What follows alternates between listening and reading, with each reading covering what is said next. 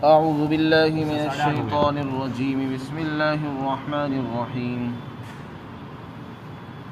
أفأمن الذين مكروا السيئات أن يخسف الله بهم الأرض أو يأتيهم العذاب من حيث لا يشعرون أو يأخذهم في تقلبهم فما هم بمعجزين أو يأخذهم على تخوف فإن ربكم لرؤوف رحيم أولم يروا إلى ما خلق الله من شيء يتفيأ ظلاله عن اليمين والشمائل سجدا لله وهم داخرون ولله يسجد ما في السماوات وما في الأرض من دابة والملائكة وهم لا يستكبرون يخافون ربهم من فوقهم ويفعلون ما يؤمرون۔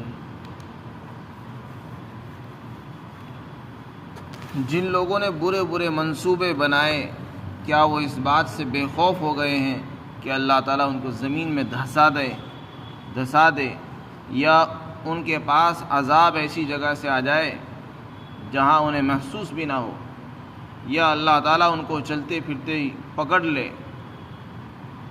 اور وہ عاجز کرنے والے نہیں ہیں، یا اللہ تعالیٰ ان کو اس طرح گرفت میں لے لے کہ ان کو آہستہ آہستہ گھٹا دے۔ یقیناً آپ کا پروردگار، تم سب کا پروردگار بڑا مہربان ہے اور رحیم ہے۔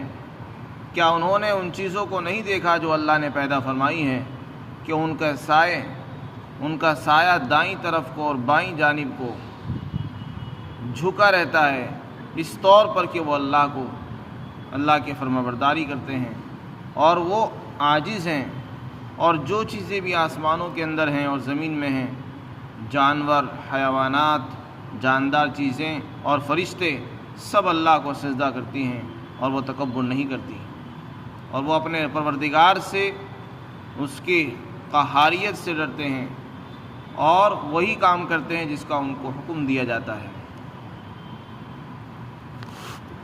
ان آیات میں اللہ تعالیٰ نے کافروں کی غفلت کو بتایا ہے۔ اللہ تعالیٰ چونکہ بڑا رحیم ہے، مہربان ہے، تو انسان اللہ کی مہربانی سے دھوکے میں آ جاتا ہے اور یہ سوچنے لگتا ہے کہ شاید میں جو کچھ کر رہا ہوں وہ صحیح کر رہا ہوں، اگر میں غلط کرتا تو میری پکڑ ہو جاتی، اور پکڑ نہیں ہوئی اس کا مطلب یہ ہے کہ میں صحیح چل رہا ہوں۔ دنیا کے اندر شیطان بھی انسان کو مطمئن کر دیتا ہے، اور جو لوگ برے کام کر رہے ہیں ان کے اعمال کو اچھا بنا کے پیش کرتا ہے اور ان کو بتا دیتا ہے کہ تم صحیح چل رہے ہو۔ تو اللہ کی طرف سے ایک دم پکڑ نہ ہونا، اس سے انسان دھوکہ کھا جاتا ہے۔ تو اللہ تعالیٰ فرماتے ہیں جو لوگ برے برے منصوبے بنا رہے ہیں، بری تدبیریں کر رہے ہیں، اسلام اور مسلمانوں کے خلاف سازشیں رچ رہے ہیں، اسلام کو مٹانے کے لیے، مسلمانوں کو ختم کرنے کے منصوبے بنا رہے ہیں، انہیں بے خوف نہیں رہنا چاہیے، اللہ کی طاقت سے، اللہ کی قدرت سے غافل نہ رہنا چاہیے۔ کیا وہ اللہ سے بالکل اتنے نڈر ہو گئے ہیں کہ اللہ تعالیٰ ان کو زمین میں دھسا دے؟ انہیں پتہ نہیں کہ اللہ تعالیٰ کتنی بڑی طاقت والا ہے، قدرت والا ہے۔ وہ جو کام کر رہے ہیں اس کا تقاضا یہ ہے کہ اللہ کا فوری عذاب ان پر آ جائے، اور اللہ کے عذاب کہاں کہاں سے آ سکتے ہیں، وہ راستے اللہ تعالیٰ نے بیان فرمائے کہ اللہ تعالیٰ کا عذاب ان پر زمین کی شکل میں بھی آ سکتا ہے، زمین سے، کہ اللہ ان کو زمین میں ہی دھسا دے، وہ کھڑے کے کھڑے رہ جائیں اور اندر گھس جائیں، اپنے مکان، جائیداد، زمین سمیت دھس جائیں، یا اللہ کا عذاب ان پر اس طرح آ جائے، ایسی جگہ سے آئے کہ ان کو محسوس بھی نہ ہو، کہ آدمی کھڑا کا کھڑا رہ جائے، دیکھتا رہ جائے کہ کہاں سے آ گیا تھا، یا اللہ تعالیٰ کی گرفت اور پکڑ ایسی اس طرح پر ہو کہ وہ چلتے پھرتے ہی پکڑ لی جائیں، اپنے کام کر رہے تھے، چل رہے تھے، جا رہے تھے، اور ایک دم سے اللہ کا عذاب آیا، فوراً ختم ہو گئے، یا اللہ کا عذاب اس طرح آئے، ان کو اس طرح پکڑ لے کہ دھیرے دھیرے ان کو ختم کر دے، کم کرتا چلا جائے، یعنی ان کو جو اللہ نے مال دیا ہے، جان دی ہے، ان کی جانیں کم کرتا چلا جائے آہستہ آہستہ، یہاں تک کہ ان کی طاقت ختم ہو جائے، ٹوٹ جائے، ان کی جائیدادوں کو، ان کے کاروبار کو گھٹاتا چلا جائے، ان کی جانوں کو گھٹاتا چلا جائے، یہاں تک کہ وہ بالکل ہی ختم ہو جائے۔ تو یہ چار شکلیں اللہ تعالیٰ نے عذاب کی بیان فرمائی ہیں۔ کہ جو لوگ بری تدبیریں کر رہے ہیں ان کو اللہ کے عذاب سے اور اس کی پکڑ سے غافل نہیں رہنا چاہیے۔ اللہ کا عذاب کہاں سے آ جائے کچھ نہیں کہا جا سکتا، اوپر سے بھی آ سکتا ہے، نیچے سے بھی آ سکتا ہے، چلتے پھرتے بھی آدمی پر اللہ کا عذاب آ جاتا ہے۔ بہت سے واقعات حادثات ہوتے ہیں کہ آدمی جا رہا ہے، سفر میں جا رہا ہے اور ایک دم سے حادثہ پیش آ گیا اور وہیں ختم ہو گیا۔ اسے کیا پتہ تھا کہ میں جا رہا ہوں، موت کے منہ میں جانا چاہ رہا ہوں؟ وہ تو اب اس ارادے سے نکلتا ہے کہ میں اپنے کاروبار میں جا رہا ہوں، کام کے لیے جا رہا ہوں، اور ایک دم سے حادثہ ہو جاتا ہے، وہ ختم ہو جاتا ہے۔ کتنی مرتبہ ایسا ہوتا ہے کہ آدمی اپنے گھر میں ہے، سکون سے اور عافیت سے، اور ایک دم سے کچھ اچانک سے آفت آئی، وہ ختم ہو گیا۔ گھر میں بھی انسان ختم ہو جاتا ہے، زمین میں دھس جاتا ہے، کبھی کبھی راستے میں چلتے ہوئے حادثات پیش آ جاتے ہیں۔ اور اس طرح بھی ہوتا ہے کہ اللہ تعالیٰ نے پہلے بہت کچھ دیا ہے اور پھر اس کو آہستہ آہستہ گھٹاتے چلے جاتے ہیں، یہاں تک کہ اس کی جان بھی گھٹ جاتی ہے، اولادیں کم ہو جاتی ہیں، مال کم ہوتا چلا جاتا ہے، کاروبار گھٹتا چلا جاتا ہے، یہاں تک کہ وہ اس کا کاروبار بالکل ٹھپ ہو جاتا ہے۔ تو یہ بھی مٹانے کی شکل ہے عذاب کی۔ تو اس لیے اللہ کی طاقت سے غافل نہیں رہنا چاہیے، اللہ نے جو کچھ دیا ہے اس پر شکر کرنا چاہیے، اور اگر گھٹ رہا ہے کہیں اللہ کی پکڑ تو نہیں ہو رہی۔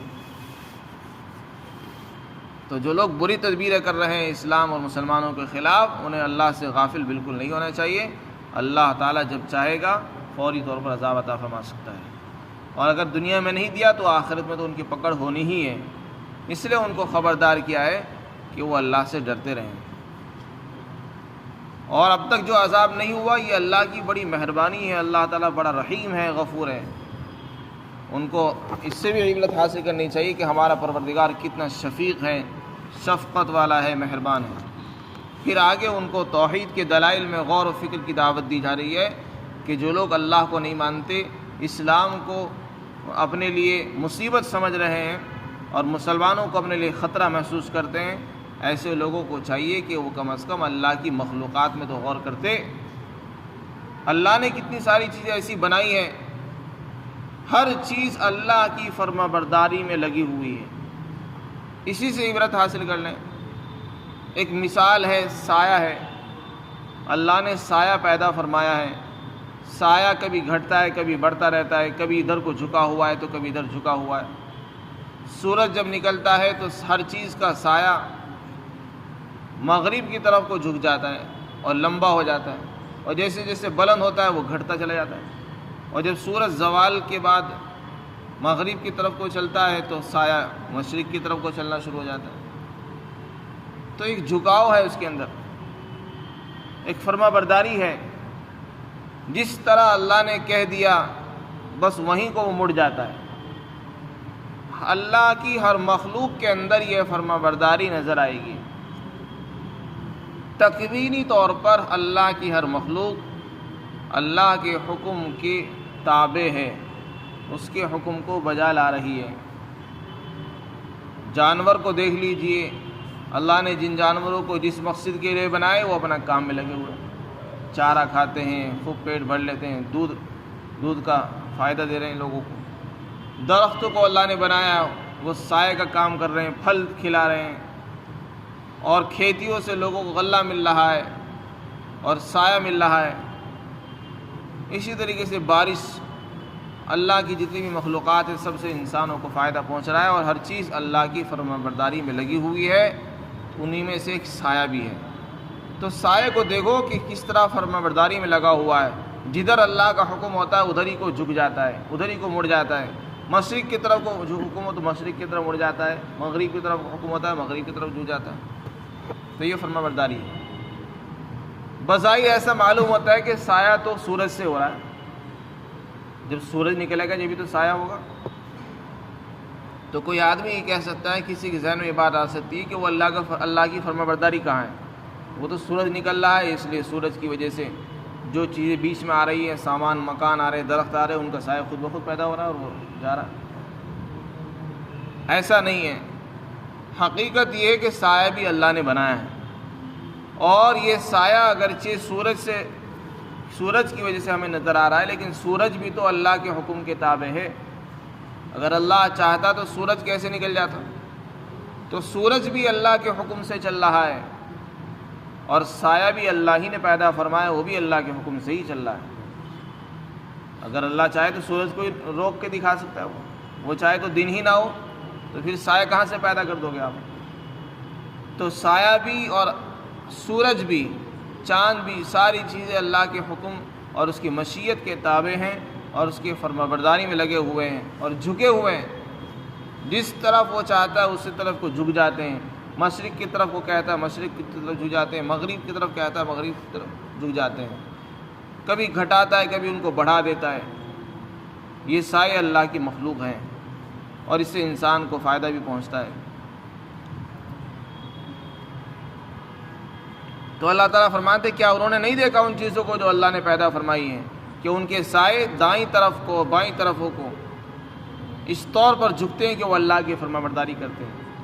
بہت ساری چیزیں بنائی اللہ تعالیٰ نے، درخت بنائے ہیں کہ وہ بھی جھکے ہوئے ہیں، فرمانبرداری میں لگے ہوئے ہیں، کبھی ان کا سایہ ادھر کو ہے کبھی ادھر کو ہے، سب عاجز ہیں اللہ کے سامنے۔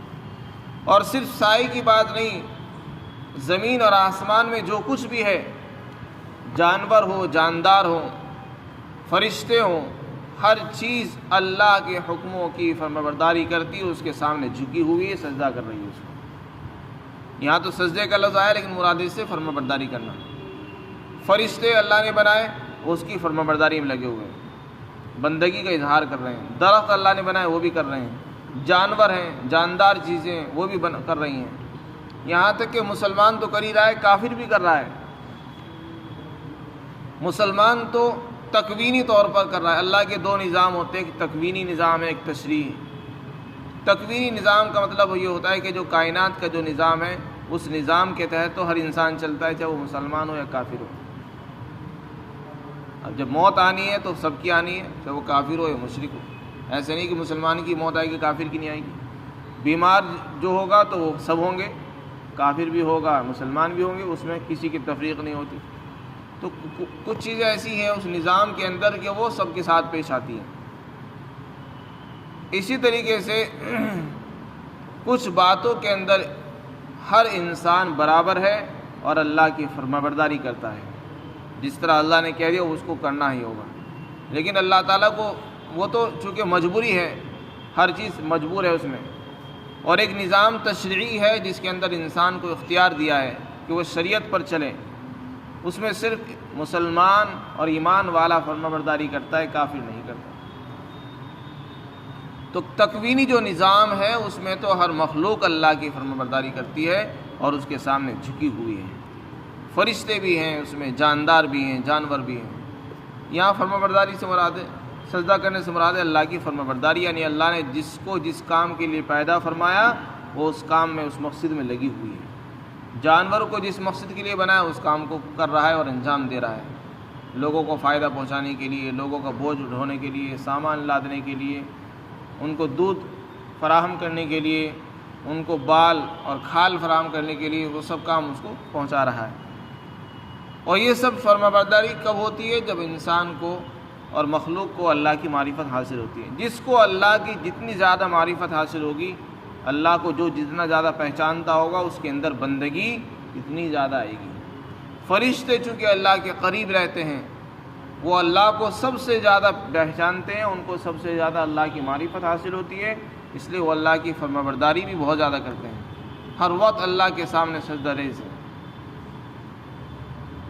ان کی صفات قرآن میں بیان فرمائی، لا یعصون اللہ ما امرہم ویفعلون ما یؤمرون، اللہ کی نافرمانی نہیں کرتے، جو حکم دے دیا اس کو کرتے ہیں، اس کو کر ہی کرتے ہیں پورے، اس میں انکار نہیں کرتے۔ اسی طرح جانور بھی ہیں، اللہ نے ان کو حکم دیا ہے جس کام کے لیے، وہ بھی اللہ کا حکم کر رہے ہیں۔ تو اللہ تعالیٰ فرماتے ہیں زمین اور آسمان میں جو چیزیں بھی ہیں وہ سب اللہ کو سجدہ کرتی ہیں، یعنی اس کی فرمانبرداری کرتی ہیں، جاندار ہیں اور فرشتے ہیں، اور وہ تکبر نہیں کرتے، اور وہ اپنے رب کی شان قہاریت سے ڈرتے ہیں، اور جس کا ان کو حکم دیا جاتا ہے وہ اس کو کرتے ہیں۔ یہ سب چیزیں اللہ تعالیٰ جو ہے دعوت دینا چاہتے ہیں کہ انسان تو ان اللہ کی مخلوقات سے کم از کم عبرت حاصل کر لے کہ تیرے سے زیادہ کمزور، تیرے سے زیادہ کم مرتبے والی مخلوقات کہ وہ اللہ کی فرمانبرداری کریں، اور انسان جس کو اللہ نے اشرف المخلوقات بنایا ہے، اس کو عقل دی ہے، اور ساری مخلوق میں اس کو افضل بنایا ہے، وہ نافرمانی کرتا رہے، یہ بے شرمی ہے، بے غیرتی کی بات ہے، یہ شرم کی وجہ سے ڈوبنے کی بات ہے کہ ہم سے کم درجے کی مخلوق تو اللہ کی فرمانبرداری کر رہی ہو اور انسان اللہ کی نافرمانی میں لگا ہوا ہو۔ اس سے انسان کو عبرت حاصل کرنی چاہیے کہ اللہ کی جو معمولی مخلوقات ہیں وہ بھی فرمانبرداری کر رہی ہے، ہم کو تو اور زیادہ چاہیے کہ ہم اللہ کی فرمانبرداری ان سے بڑھ کر کرتے، کیونکہ اللہ نے ہمیں عقل سلیم بھی دی ہے، دماغ بھی دیا ہے، ہماری ذمہ داری بھی زیادہ ہے۔ جانوروں کی تو اتنی ذمہ داری نہیں ہے، نہ ان سے حساب کتاب ہونا ہے، ان کو تو اللہ نے ایک مقصد کے لیے بنا دیا، لوگوں کے فائدے کے لیے، وہ اپنا کام کر کے مر جاتے ہیں، ختم ہو جاتے ہیں۔ انسان کو تو اللہ نے بہت ذمہ داریاں دی تھی، اس کو تو اور زیادہ فرمانبرداری کرنی چاہیے تھی۔ اللہ تعالی ہم سب کو عقل